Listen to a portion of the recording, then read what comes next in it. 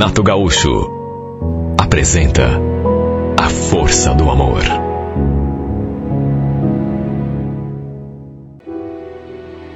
Olha, a fase não era boa. Mas não era boa mesmo. Uma sucessão de acontecimentos ruins tinha transformado minha vida num verdadeiro caos. Para começar, eu tinha perdido meu marido 3 anos antes. Depois, sem opção, acabei indo morar com meus 2 filhos na casa da minha mãe.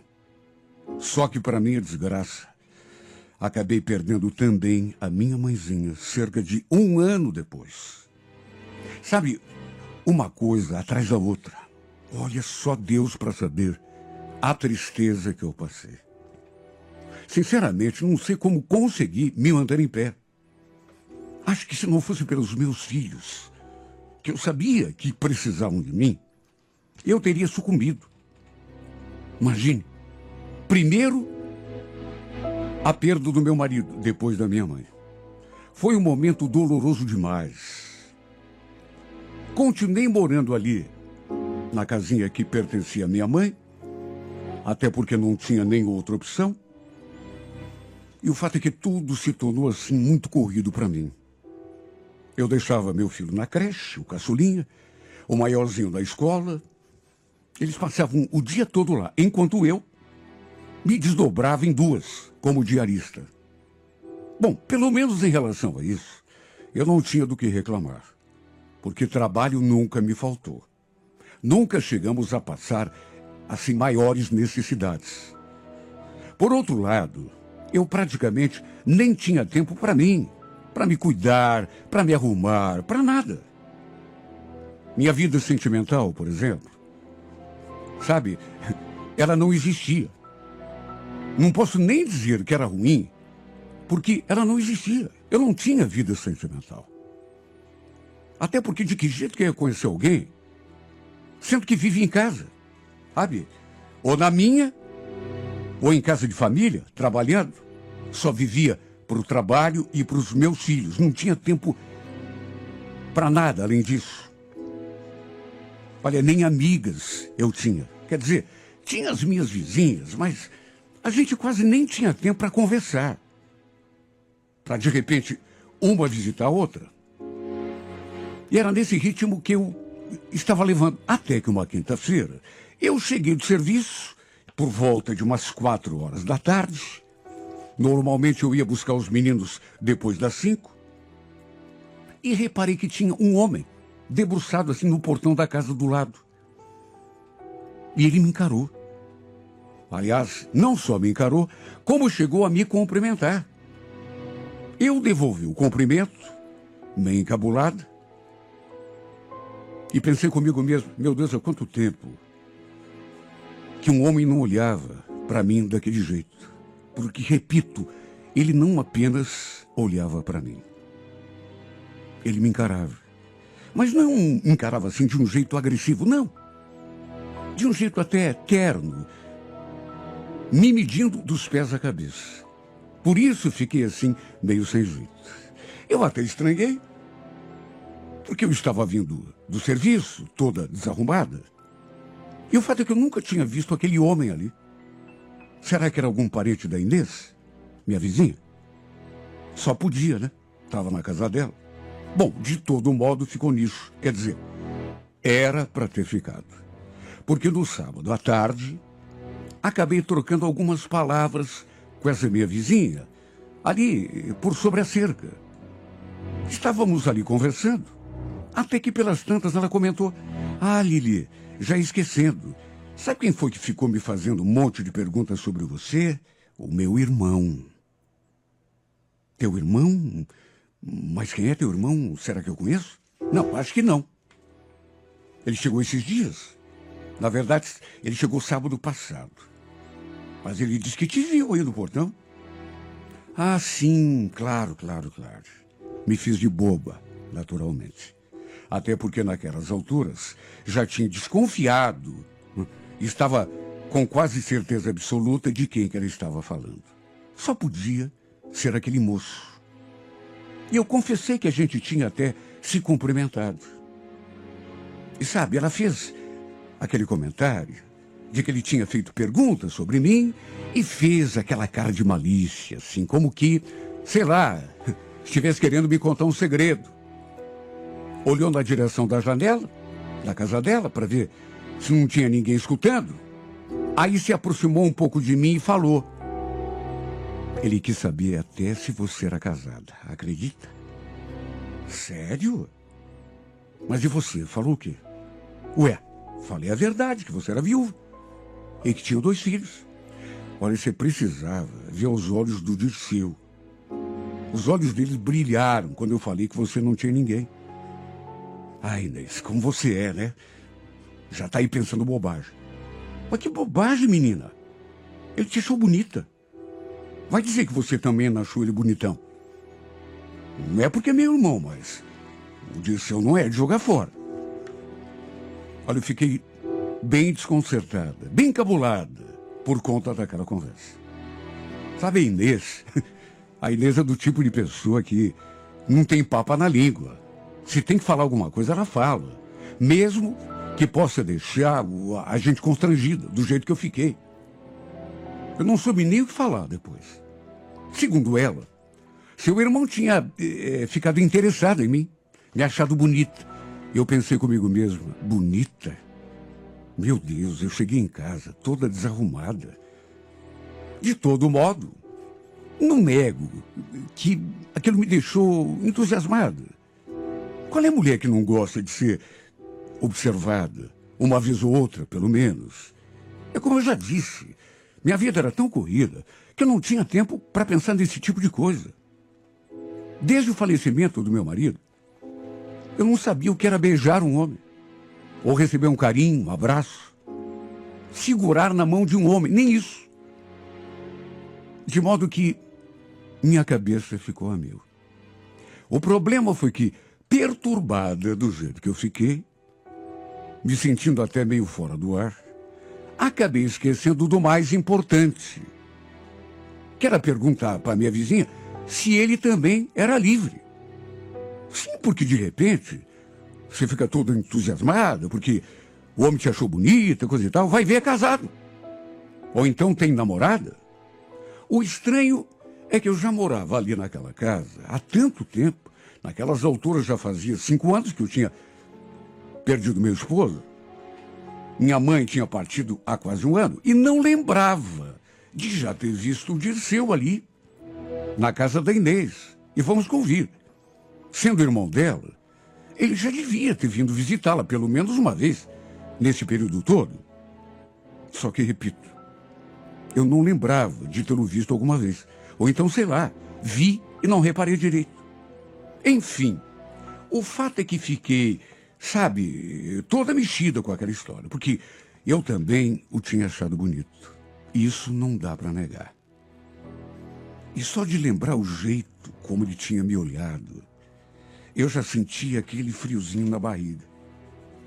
De todo modo, não imaginei que aquela história teria alguma consequência. Só que aí, quando escureceu, naquele mesmo dia, a Inês veio bater na minha porta. Eu estava lidando com o jantar quando escutei aquela batidinha e, para minha surpresa, ela queria me fazer um convite. Então, Lili, a gente vai fazer um churrasquinho ali em casa. Você não quer ir lá comer um pedaço de carne com a gente?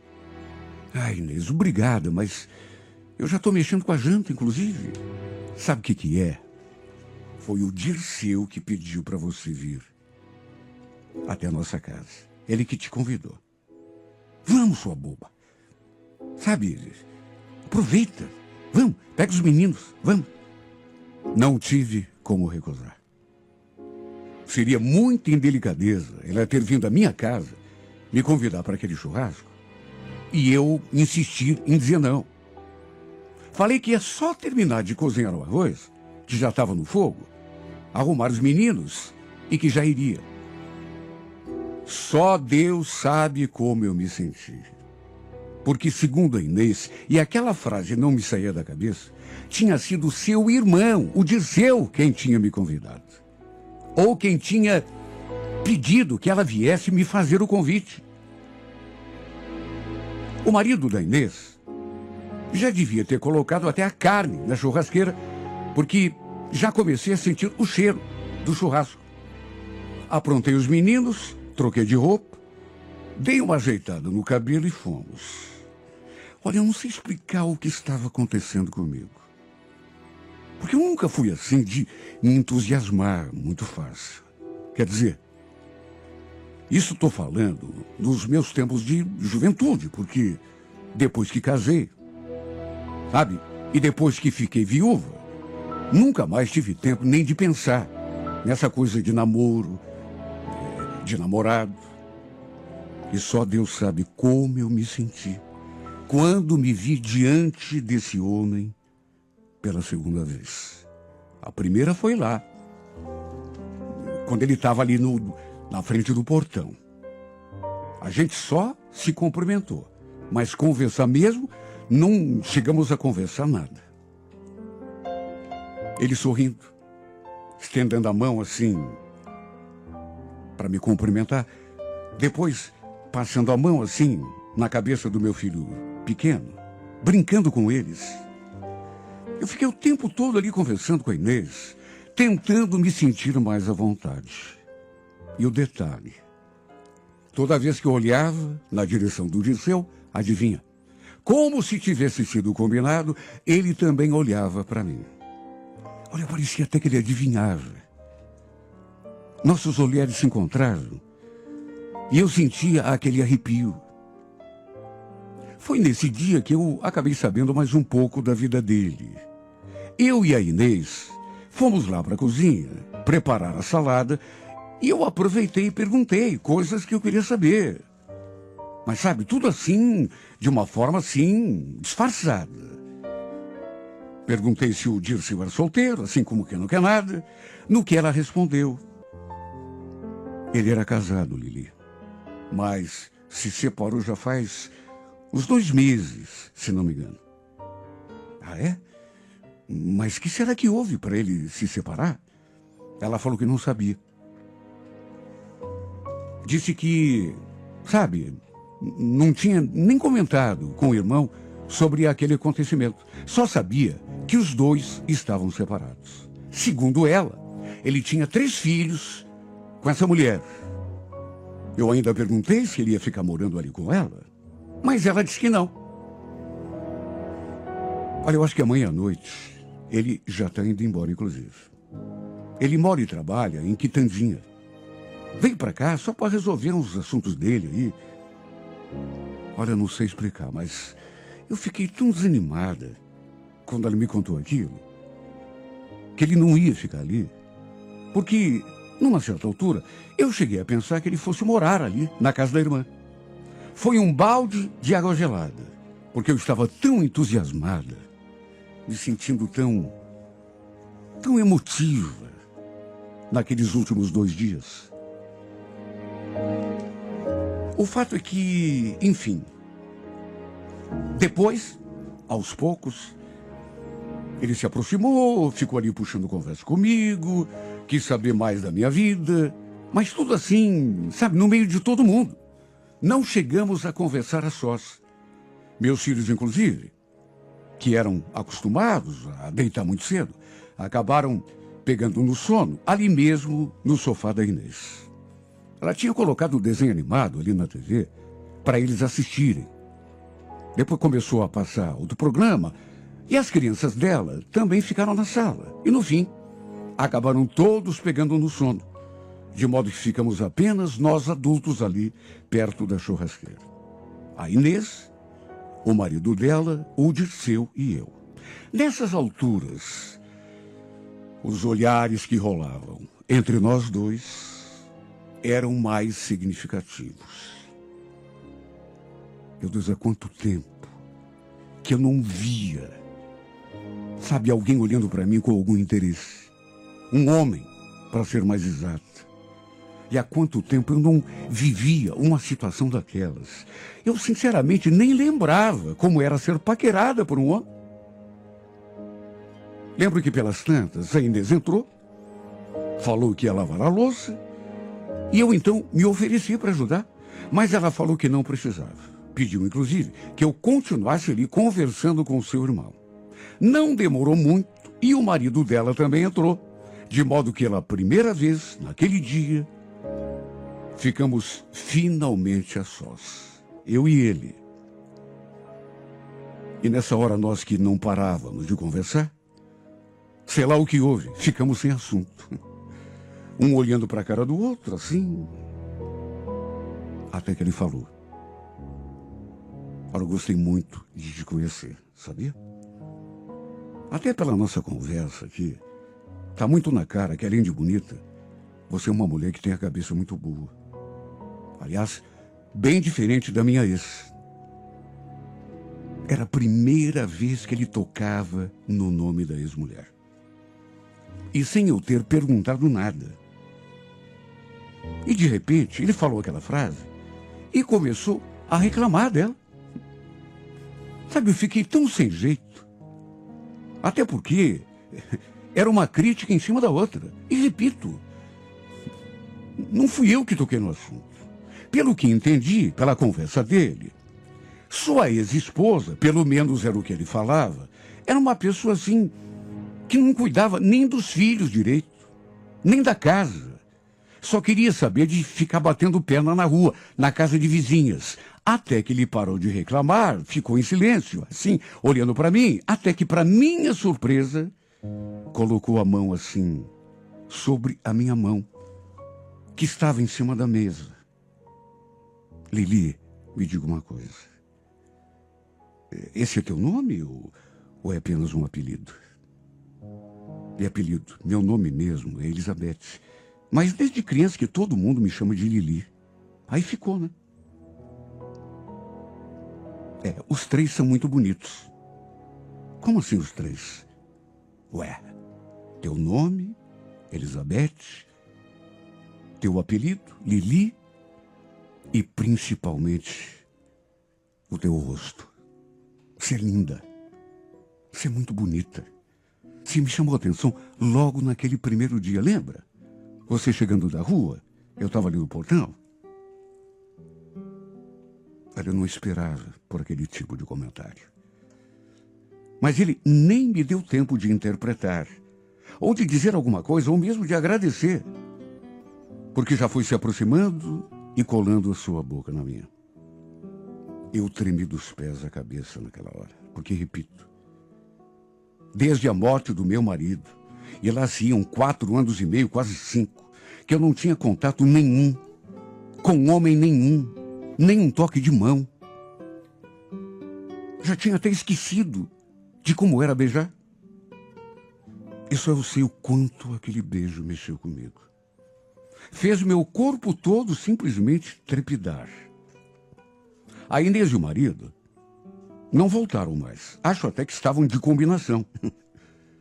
Para não atrapalhar o que estava rolando entre nós, de modo que ainda ficamos ali por quase 1 hora, curtindo aquele momento tão gostoso. Olha, não tenho dúvida de que a intenção do Dirceu era passar a noite toda comigo. E não nego que também senti vontade. Mas eu estava tão desacostumado com aquilo, e conheci o homem fazia tão pouco tempo, que achei melhor me segurar. E também tinha os meus filhos, né? Eu precisava acordá-los, levá-los para casa, colocá-los para dormir. Olha, ele insistiu um monte que eu ficasse. E apesar de estar com muita vontade de me entregar àquele momento, falei que era melhor não. Quem sabe no outro dia. Ele ficou tão frustrado. Deu para ver pela cara dele. Mesmo assim, não forçou a barra. Lembro que acordei os meninos, me despedi da minha vizinha, o Dirceu me acompanhou até o portão, e mesmo com os meninos ali comigo, ainda trocamos mais um beijo. Entrei na minha casa, mas a minha vontade, não nego, era de ter ficado ali com ele. Coloquei as crianças na cama, já estava prestes a me deitar também, já tinha até escovado os dentes, trocado de roupa, colocado uma camisola. quando de repente escutei aquelas batidas assim na porta. Olha, levei um susto. Até porque não esperava. Só que, ao mesmo tempo, depois do susto, veio aquele friozinho no estômago, de novo. Porque a minha mente se iluminou. E eu logo imaginei quem era. E eu não estava enganado. Tanto que assim que abri a porta, me deparei com ele, o Dirceu, ali diante de mim. Me olhando com aqueles olhos cheios de desejo. E sem dizer uma palavra, ele entrou, me tomou em seus braços e me beijou do modo mais ardente que se possa imaginar. Meu Deus, não tenho vergonha de dizer, mas foi simplesmente a melhor noite de toda a minha vida. Ou pelo menos daqueles últimos anos. Ele acabou passando a noite toda ali comigo. Na minha cama, no meu quarto. A gente fez amor a madrugada toda. Como dois apaixonados em lua de mel. O dia já estava amanhecendo quando ele se levantou, vestiu a roupa e foi embora. Não sem antes me dar outro beijo de despedida. E foi só então que eu adormeci. E adormeci me sentindo tão leve, como se estivesse dormindo numa nuvem. Dormi feito um anjo. Só despertei com as crianças fazendo bagunça ali dentro de casa. Assim que abri os olhos, juro, por um momento cheguei a pensar que tudo tivesse sido apenas um sonho. Fiquei ali me perguntando se tinha mesmo acontecido. Ou se era coisa da minha cabeça. Só que aí reparei que estava nua sob o cobertor. Minhas roupas estavam todas ali caídas no chão. De modo que não tinha sido apenas um sonho.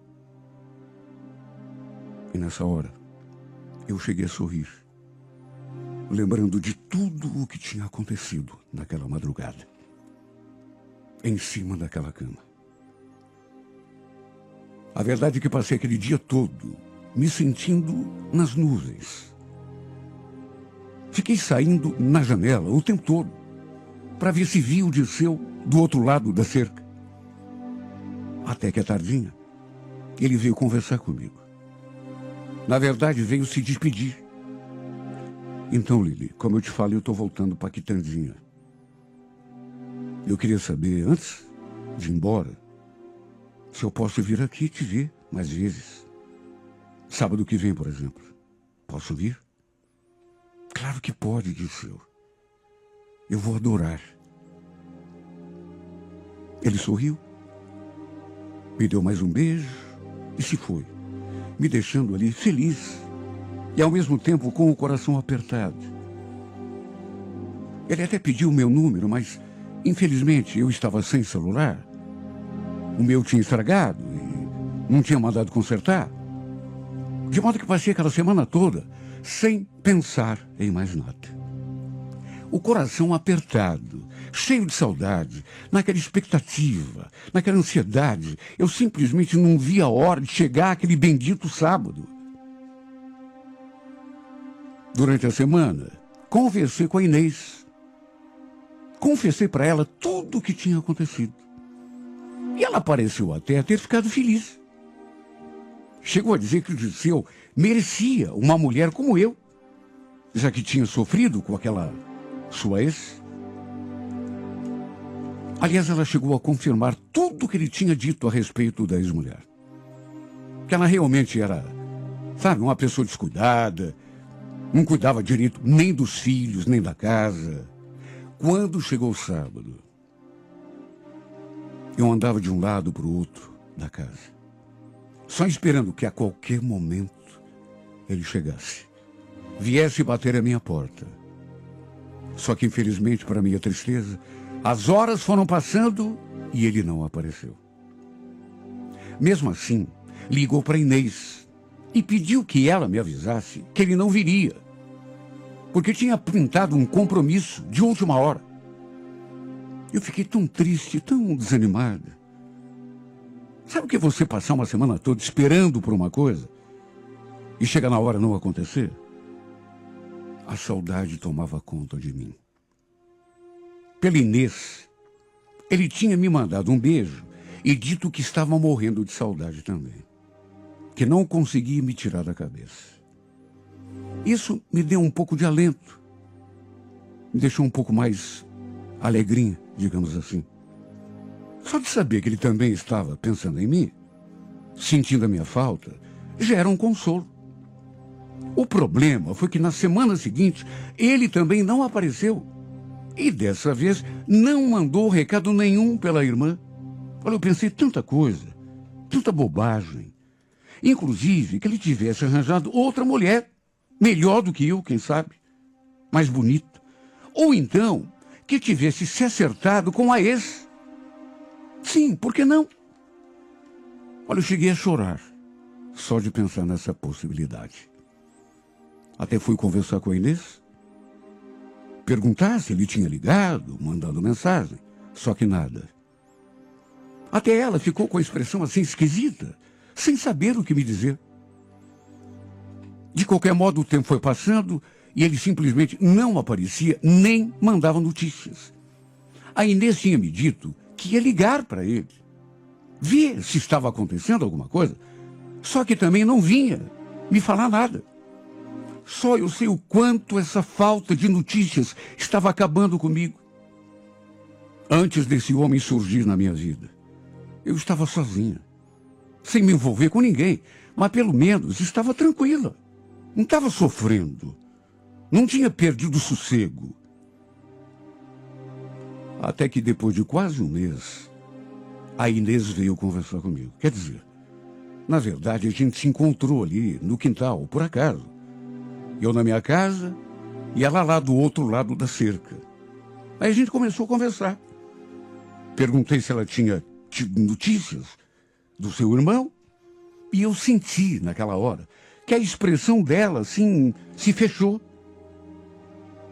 Até que meio sem jeito, ela falou: então, Lili, eu nem sei como te falar isso, mas o Dirceu voltou com a Regina. Como assim? A ex-mulher?